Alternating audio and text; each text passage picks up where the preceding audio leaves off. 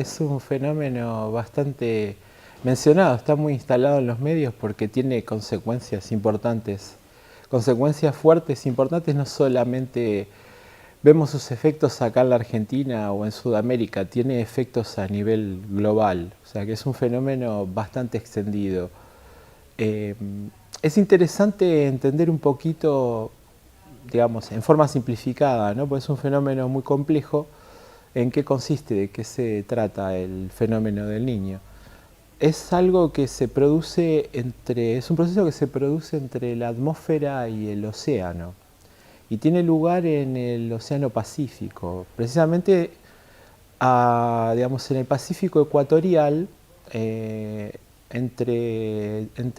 una zona que es intertropical, entre trópicos, ¿no? O sea, es como que está entre los 20 grados de latitud norte y sur, o sea, a partir del Ecuador. Hay un proceso natural de calentamiento de aguas de una gran magnitud. Hay una masa de agua muy grande en el Pacífico ecuatorial que eleva su temperatura anualmente, pero hay periodos extraordinarios donde esa temperatura se eleva, o sea, se eleva más allá de la media anual. Esto ocurre generalmente a partir de diciembre, del mes de diciembre, se extiende por varios meses. Entonces hay eventos extraordinarios de calentamiento de agua del Pacífico que llevan la temperatura a un nivel superior al... tiene como un aumento de temperatura de entre 3 y 7 grados sobre la media. Y ocurre que hay unos vientos permanentes que soplan a la altura del Ecuador y entre los trópicos en torno a los 20 grados de latitud sur, que se llaman vientos alisios. Son vientos permanentes, es una célula convectiva, digamos, es un viento que recorre todo el Pacífico en sentido de América hacia Asia, digamos, de oeste a este. Este gran sistema atmosférico que se llama vientos alisios empuja estas masas de agua de temperatura elevada, normalmente las empuja hacia Australia, hacia el norte de Australia y hacia Indonesia, digamos lo que sería el sudeste del Asia, con lo cual ocurre que el agua de mayor temperatura que se encuentra en el océano Pacífico Central es empujada por los vientos alisios en forma permanente hacia Oriente, hacia Asia, hacia esa zona que está entre el norte de Australia e Indonesia, donde bueno, ahí se produce un fenómeno de transmisión de energía, digamos, hay un intercambio de energía muy grande entre el océano y la atmósfera, con lo cual la temperatura es alta, hay alta evaporación, hay altas precipitaciones, entonces se producen monzones, se producen lluvias, se produce todo un ambiente, digamos, climatológicamente hablando, un ambiente lluvioso, húmedo y de alta temperatura. Lo que ocurre del otro lado, cuando los vientos alisios soplan en forma regular y permanente hacia el lado de Asia, digamos, de la costa de Perú y de Chile hacia el Asia, hacia, digamos, Australia, Indonesia, lo que ocurre de este lado, del lado de la costa pacífica americana, sudamericana, es que al empujar esos vientos, al empujar esa masa de agua de mayor temperatura, en la costa del Pacífico sudamericana se produce un efecto que se llama de surgencia de aguas frías, porque toda la costa sudamericana, la costa del Pacífico, es recorrida por una corriente de agua fría que se llama corriente de Humboldt. Entonces, lo que da como resultado es que al haber este desplazamiento enorme de una masa muy grande de agua cálida en dirección al sudeste de Asia, norte de Australia e Indonesia, la corriente de Humboldt circula de sur a norte, como desde la Antártida hasta Centroamérica, con lo cual Sudamérica podríamos decir que toda la costa oeste, toda la costa del Pacífico sudamericana es una zona de temperatura, de aguas con temperaturas bajas, de agua fría, con lo cual la atmósfera que está sobre esa masa oceánica de Sudamérica es una atmósfera estable.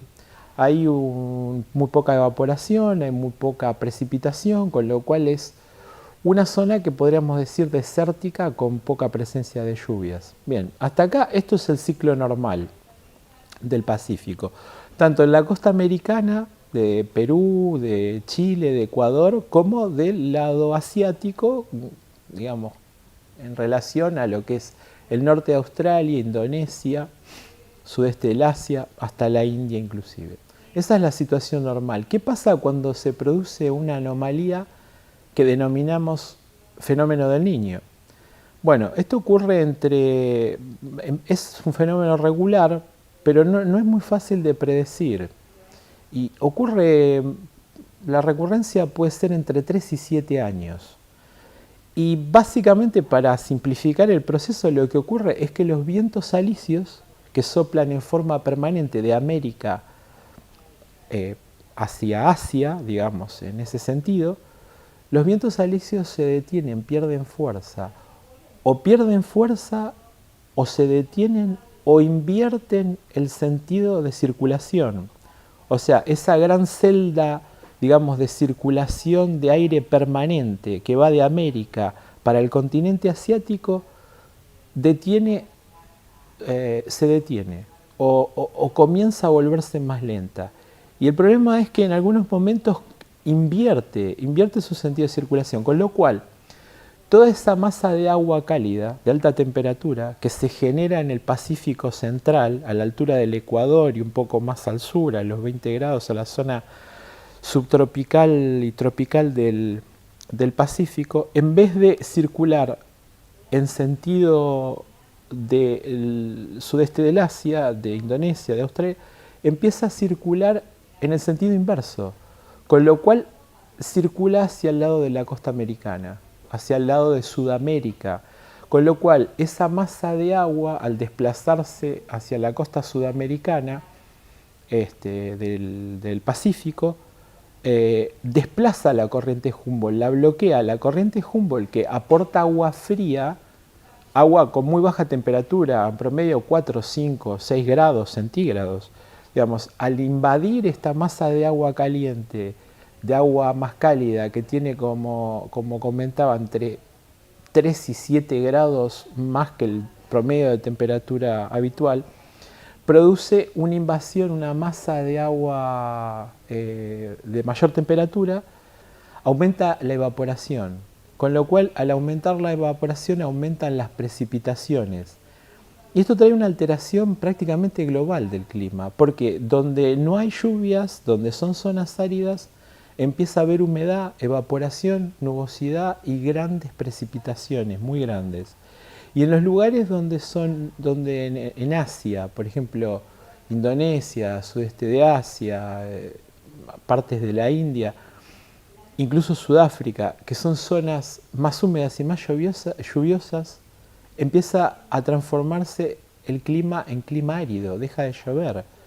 Con lo cual esto tiene unos impactos muy grandes, muy grandes. Si nos remitimos a Sudamérica, tiene la doble condición de producir precipitaciones muy grandes en lugares áridos y de convertir en lugares secos los lugares que habitualmente son lluviosos y húmedos.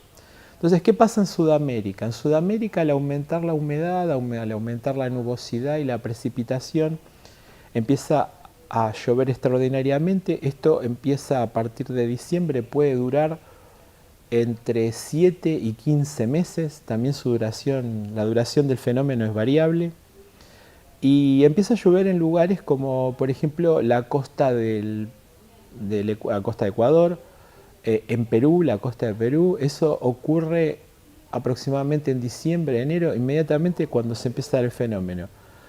A partir del mes de marzo-abril empieza a ocurrir, marzo-abril, mayo, empieza a ocurrir lo mismo en el norte de Chile, después en el centro de Chile, y después este fenómeno termina impactando más o menos en primavera, finales del invierno y durante toda la primavera, hacia el océano Atlántico, con lo cual afecta al norte de Argentina, la zona central de Argentina, o sea, el NEA, el NOA, la región central, Uruguay, sur de Brasil, Paraguay, Bolivia, con lo cual se dan precipitaciones extraordinarias, sumamente grandes que afectan, bueno, la infraestructura, afectan poblaciones, producen aludes, bueno, con todas las consecuencias que tienen estos fenómenos.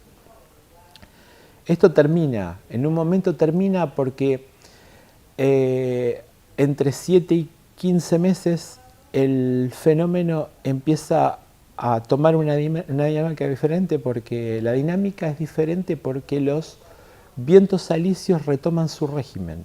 Entonces vuelven a soplar nuevamente con la intensidad habitual y regular, en el sentido que lo hacen normalmente, o sea, soplan de la costa americana hacia el continente asiático, con lo cual ahí se restablece nuevamente el ciclo y vuelve a normalizarse.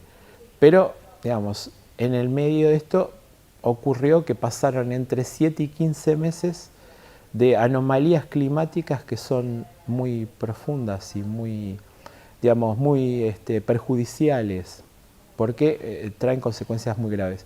Por ejemplo, en el año 98 se registró, de lo que hay registro, ¿no? Desde que hay registros meteorológicos y oceanográficos, el fenómeno del Niño del año 98 fue el más grande que se registre. Y es difícil predecir, y bueno, por los pronósticos que había para este año, el 2015 también iba a ser un año muy intenso en relación al fenómeno del Niño. Con lo cual, bueno, su duración no es muy conocida y tampoco la forma de anticiparlo, de pronosticarlo. Es un fenómeno, como lo comenté al principio, es un fenómeno de carácter global y que involucra por igual a la atmósfera y al océano. Y su impacto, digamos, puede verse prácticamente en todo el planeta o en una gran parte del planeta, y se manifiesta de esa manera, con extremos de sequías y de grandes lluvias.